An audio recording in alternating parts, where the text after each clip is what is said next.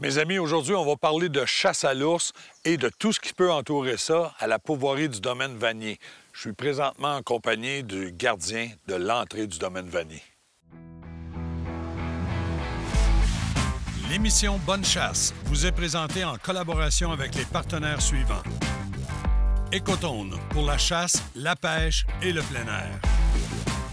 Les treuils portables Portable Winch. Et les armes à feu Fierce.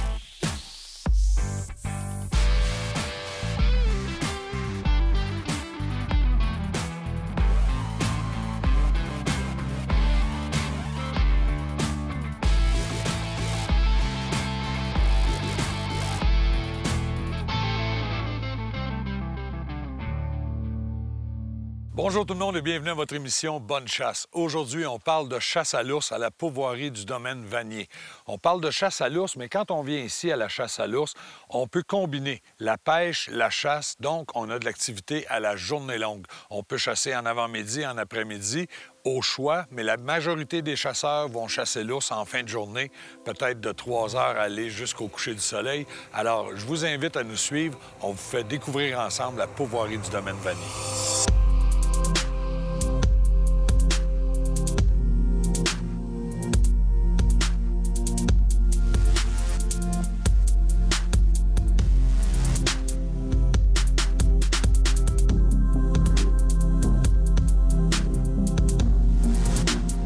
Bonjour, moi, mon nom, c'est Frédéric Miller. Je suis copropriétaire de la pourvoirie Domaine Vanier. Les services, c'est la pêche à la truite. Il y a du doré, du brochet, puis un petit peu de grise dans un lac au Sachem. Puis après ça, bien, on fait la chasse à l'orignal et la chasse à l'ours. Puis de plus en plus populaire, la perdrix en automne. Ici, les plans, c'est tout européen. Les chalets sont tous sur chaque lac. Tous les clients emportent leurs choses. C'est des chalets rustiques qu'on appelle.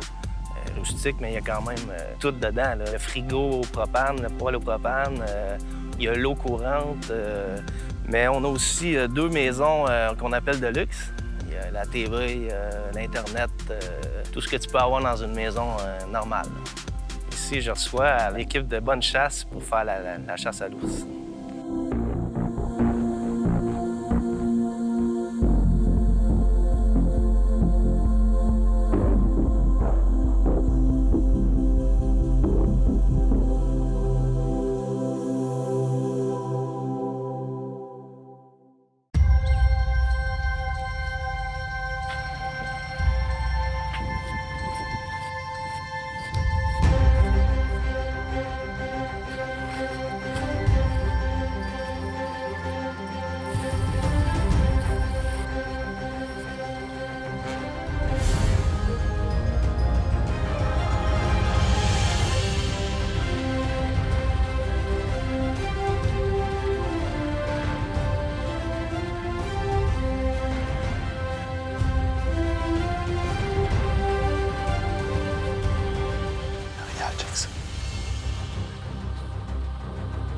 Spécial pareil.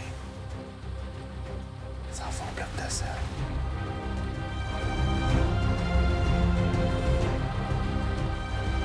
C'est très parfois, ça. Premier soir de chasse, on n'a pas vu d'ours, mais on a eu une grosse surprise, c'est de voir un bel orignal, un petit mâle. On pouvait voir les petits boutons sur le panache. Vraiment une belle soirée. Je vous laisse regarder les images.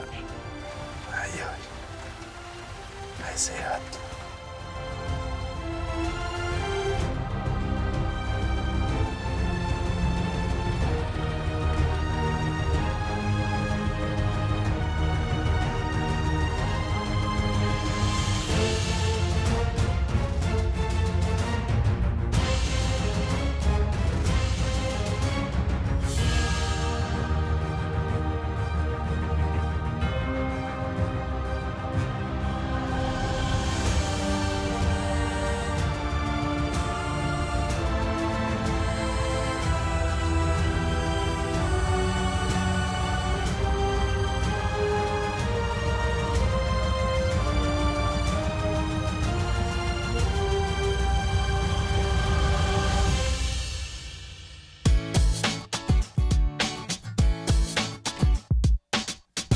René, cette semaine, on parle d'un outil qui est très important aussi pour le chasseur.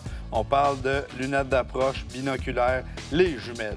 Ouais. J'aimerais que tu m'en parles. Écoute, je t'ai mis à peu près les 3 formats qu'on retrouve couramment sur le marché. Oui. Tu as la petite, sportive, beaucoup de déplacements. Tu as l'hybride entre la petite et la grande. Moi, c'est ce que je traîne à la chasse. C'est un format qui se traîne bien dans un harnais devant soi. Ça veut dire que tu les as toujours à portée de la main pour regarder. Puis, tu as le grand format qui donne beaucoup plus de lumière qui va rentrer à l'intérieur, mais par contre, elle est lourde, elle est pesante. Ça veut dire que dans un affût fixe, je vais la traîner dans mon sac à dos, je la mets sur la tablette, c'est parfait. Mais il faut les ajuster. Ce qu'il ne faut pas oublier, c'est la façon de les ajuster. Parce qu'écoute, je vais te donner un exemple, tes lunettes, tu as un œil qui est à 1,25 puis tu as un œil qui est à 1,35. Toutes les personnes ont une différence entre les deux yeux. La façon de faire va être quand même assez simple. En fermant l'œil droit, j'ajuste avec le centre mon œil gauche. OK. Je vois très bien, bonne visibilité. Je touche plus à la roulette centrale. Je ferme l'œil gauche et je viens ajuster mon œil droit avec la petite roulette. Là, je viens de compenser la différence entre mes deux yeux. Après ça, lorsque je vais utiliser ma roulette centrale, je vais toujours être au 100 de mes deux yeux. Je te remercie beaucoup, René. Et vos marchands et cotons vous souhaitent une bonne chasse. Je me présente, mon nom c'est Gary Bell, je suis propriétaire de Solutions TGB. C'est ma première chasse au gros gibier. On est venu chasser l'ours noir. Quand on est arrivé sur le site, on est arrivé en début d'après-midi. On est allé voir le site d'appâtage, tout était déjà préparé, il y avait déjà un signe d'ours sur place.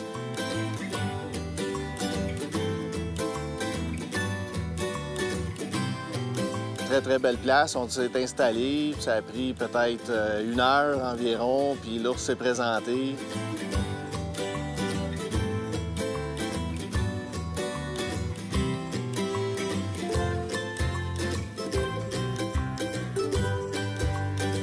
L'ours autour du baril, il se promenait, il y avait des gâteaux à terre, il se roulait dedans, il montait, il est reparti à plusieurs occasions, il est revenu.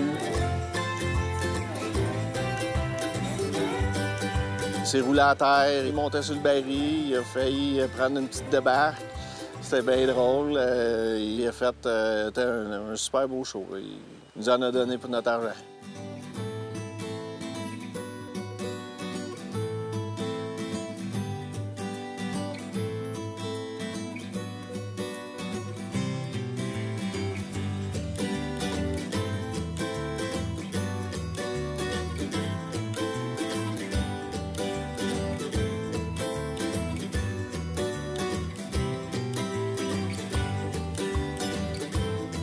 On l'a regardé pendant 30-40 minutes faire son show, puis il nous a donné une opportunité de tir, puis je l'ai pris.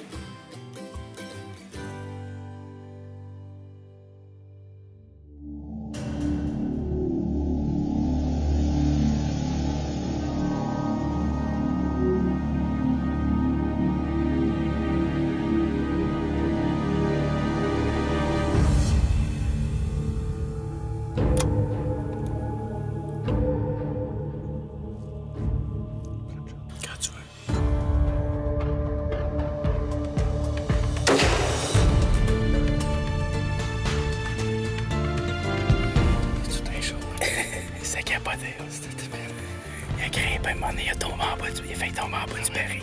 Quand il est monté par en arrière, c'est sûr qu'il tombe. C'est roulé en face comme un chien dans le gâteau. Ouais, il nous a donné vraiment un bon show. Après moi, tu l'as bien pincé parce qu'il est parti, puis je l'ai vu tomber 2 fois. Je pensais être plus nerveux que ça, mais finalement, ça s'est bien passé. Puis on l'a regardé, puis plus que le temps allait, moins c'était stressant pour moi. Je pensais... ça a très bien été, honnêtement. Je suis content de l'expérience, puis ça s'est bien passé.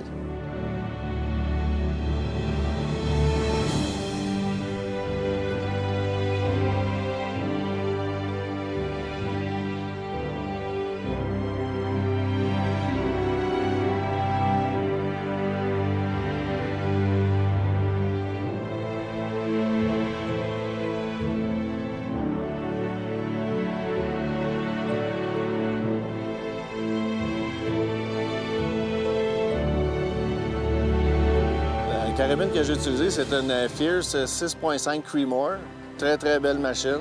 On a tiré ça là, direct dans le spot, puis on était environ à 150 pieds, puis très belle shot. Et l'ours a fait à peu près 25 pieds, tombé là. Ça s'est très bien passé.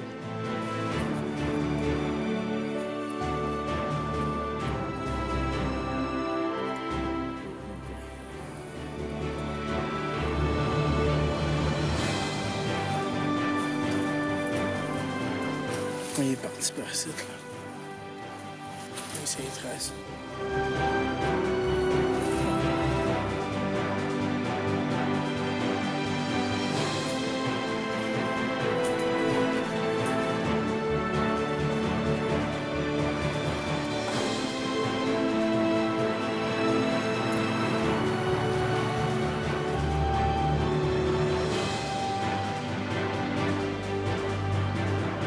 Ça fait une vingtaine d'années que j'attends pour venir à ma première chasse à l'ours. Puis je suis content d'avoir pris le temps de venir puis vivre l'expérience avec les gars.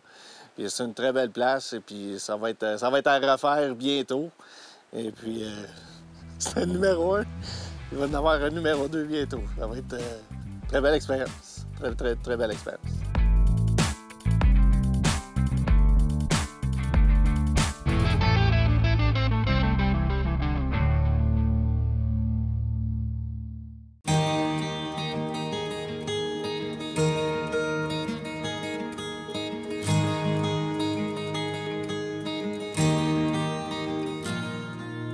Le lendemain, dans la journée, je suis pas allé m'installer sur mon site d'ours. J'en ai profité pour aller à la pêche, taquiner quelques truites. J'ai pris du poisson, beaucoup de plaisir.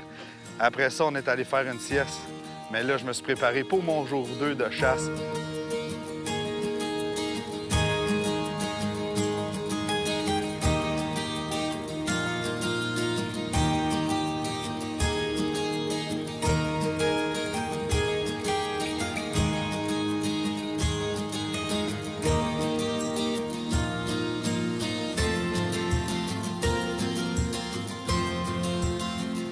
Jour 2 de chasse, j'ai vu 2 chevreuils. Grosse surprise encore une fois, dans un site d'apportage d'ours. C'est assez rare qu'on peut avoir le privilège de voir ça. J'ai vu aussi 2 orignaux qui sont venus vraiment prêts de sortir complètement découverts, mais ils mouillaient tellement que, d'après moi, eux autres aussi sont restés à couvert. Mais on a eu encore une fois une soirée mémorable avec des chevreuils, des orignaux.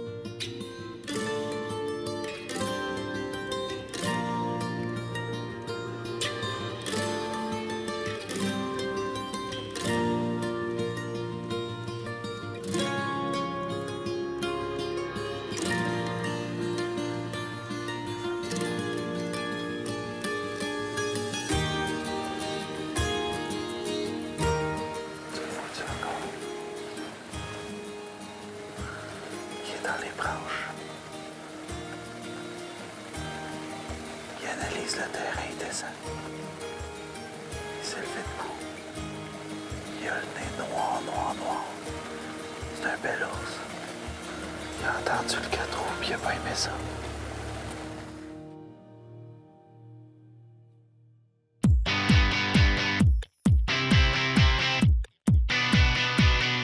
Ralph, moi, j'aime beaucoup aller tirer puis m'assurer de ma qualité de tir pendant la chasse. Donc, quand je vais aller au champ de tir, est-ce que je dois vérifier certaines choses sur l'équipement? Oui, c'est sûr. Première des choses, une bonne table solide. Une chaise très solide. Si possible, pas aménager à même la table pour pas bouger. Sinon, bien, faire très attention quand tu vas faire ton tir. Deuxième des choses, une bonne appui avant puis une bonne appui arrière. Qu'est-ce qu'on parle quand on parle d'une bonne appui? Ça peut être des trépieds qui vendent au magasin ou se faire simplement des poches, qu'on appelle des poches de sable, mais qu'en réalité, moi, je mets pas de sable dedans parce que le sable, il est fin, hein, puis il va sortir. Fait que là, il va tomber sur la table, tu vas mettre ton verrou sur la table quand tu vas vouloir aller au cidre, puis là, tu vas mettre du sable dans ta carabine. Moi, je mets du riz, pas cuit. Dans tes poches, tout simplement. That's all. Ça fait que de même, ta poche, elle se moule, mais le grain, il est assez gros, il peut pas sortir d'un couture. Le positionnement du tireur est important? Très important. La hauteur de la chaise est très importante pour pas avoir une position trop basse, puis à peu près à 45. Ça dépend de la personne. Là. Ça, je dis tout le temps, à force de pratiquer, vous allez trouver votre bonne position, à peu près à 45 par rapport à ton arme. Fait que là, ton corps, il va être capable de bouger facilement quand tu vas effectuer ton tir. Quand je tiens mon arme, j'appuie mon arme. Est-ce que j'appuie ça solidement puis je sens ça serré? Non, tu fais juste tenir ça, là, un appui banc de base pour pas trop, justement, la serrer, parce que si tu la serres beaucoup, tu vas vouloir la retenir là, puis là, ben, elle va effectuer des mauvais sauts quand tu vas lâcher le coup. Quand on va presser sur la gâchette, les gens ont beaucoup, on appelle ça en anglais flincher, vont anticiper puis vont avoir une crainte. De quelle façon on peut combattre ça? Bien, il y a la pratique. Puis l'autre chose, on appelle ça en anglais, encore une fois, je connais pas le mot en français, mais c'est dry firing. C'est que tu peux te pratiquer à vide, sans munitions ou des munitions vides dans ta carabine, ou encore, il existe sur le marché une cartouche avec un spring dedans fait exprès pour ça. Fait que là, tu peux pratiquer à connaître ta détente. Puis la position des doigts quand on tire? Le pouce sur le dessus de la carabine, le doigt après ta détente, tes 3 doigts après la poignée pour donner la pression après ta carabine, puis à partir de là, tu fais juste... Coincer le pouce et l'index. Yes. Et qu'est-ce qui est important de mentionner, c'est que ne pensez pas quand est-ce qu'il va partir le coup. Ça va se faire automatiquement quand il va avoir assez de pression et vous allez savoir que le coup est parti, vous n'aurez rien anticipé, donc plus de précision. Merci, Ralph, pour les précisions. Mes amis, on continue dans l'action avec Bonne Chasse. 3e soir de chasse, vraiment confiant. Le ciel s'est dégagé. On n'avait presque pas de vent. Là, on s'est dit, il va y avoir une bonne présence d'ours parce que, il faut le dire, ici, les sites sont appâtés à tous les jours. Ils mettent des caméras espions par certains endroits. Les endroits sont ciblés pour savoir, OK, là, lui, l'ours, il est gros. Hop, là, il est un petit peu moins gros. On va se concentrer sur celui-là. Pour les clients, vraiment, c'est quelque chose de bien. On se rentre dans le bois, on est en confiance. Quand je suis rentré dans le bois, on a eu quelques heures d'attente. On est rentré à 3 heures. Ça a été pas avant 8 heures moins quart qu'on a vu une présence d'ours.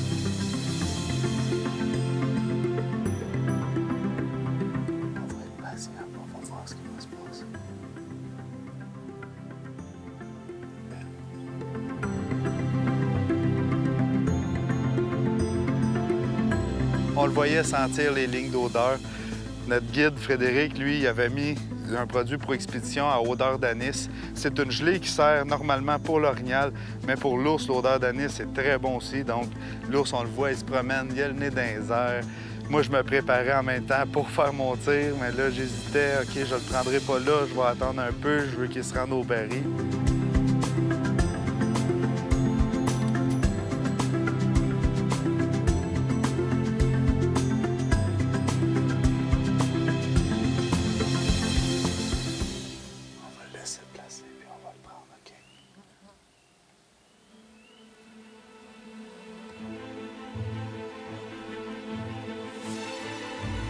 Une fois qu'il était au baril, que je voyais qu'il était vraiment bien sécurisé, il était assis, il mangeait, j'ai décidé de prendre le tir.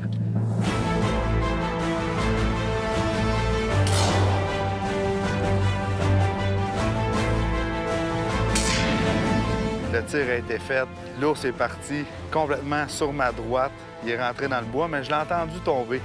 Normalement, il devrait être pas trop loin d'ici.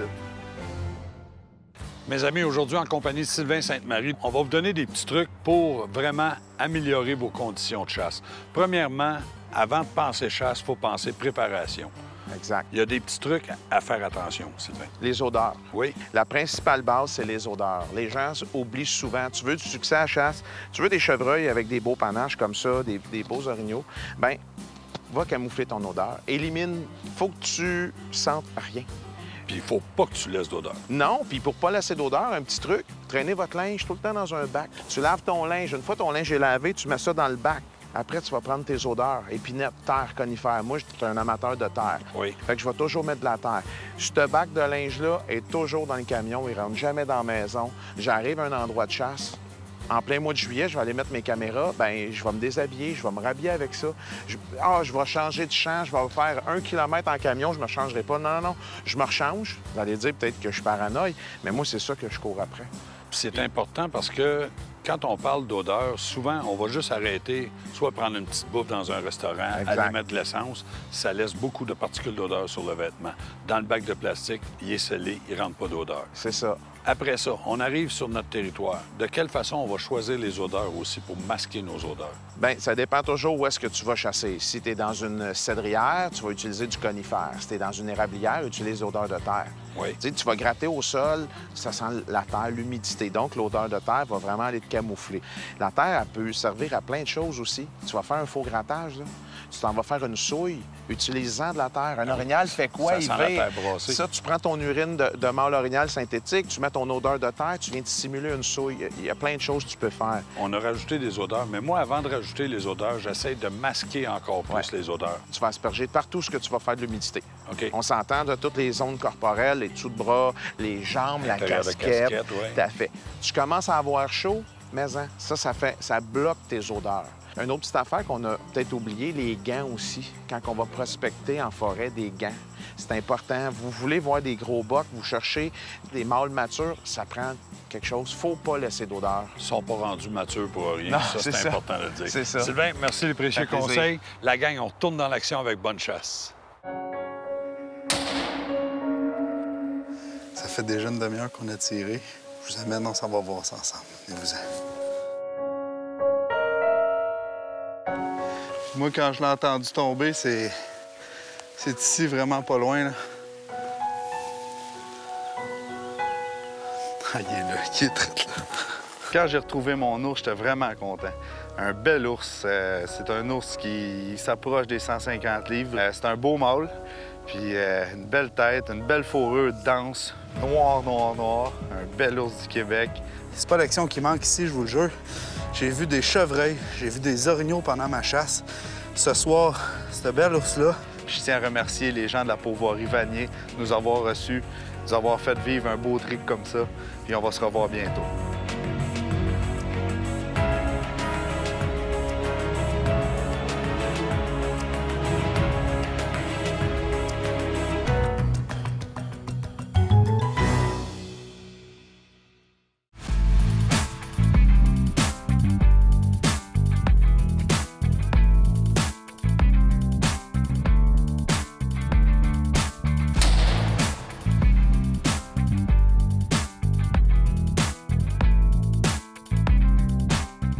Donc, c'est tout pour l'émission de cette semaine.